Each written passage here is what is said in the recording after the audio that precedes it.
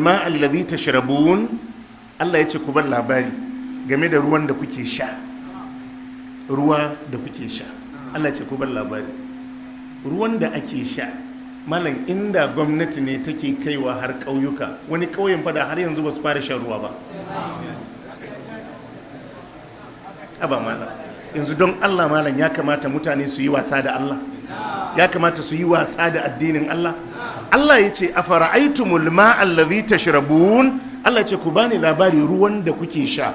A antum anzaltumuhu minal muzni, ku ne kuke saukar da shi daga girgije, am nahnul munzilun, Allah ce ko mu muke saukarwa.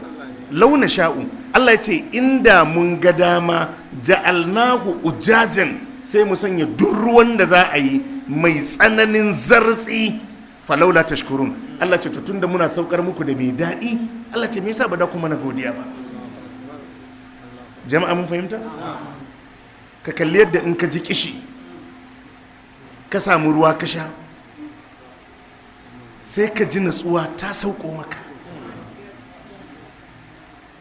Wannan ruwan inda ba shi ya za ka yi?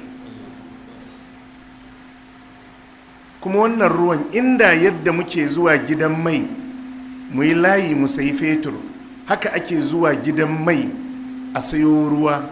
Malam, da za ka iya wanki? Da za ka iya wanka? Na sha ma kaɗai da ya buwaye ka.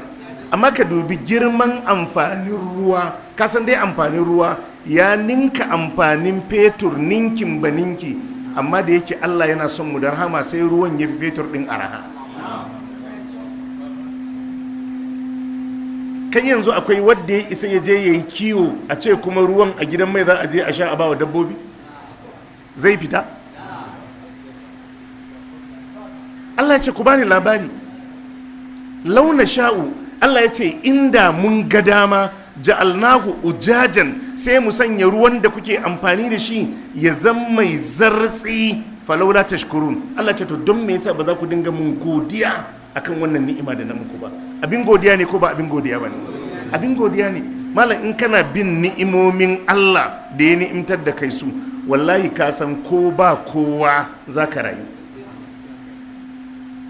kuma ko ba kowa wallahi komai zai tafi daidai.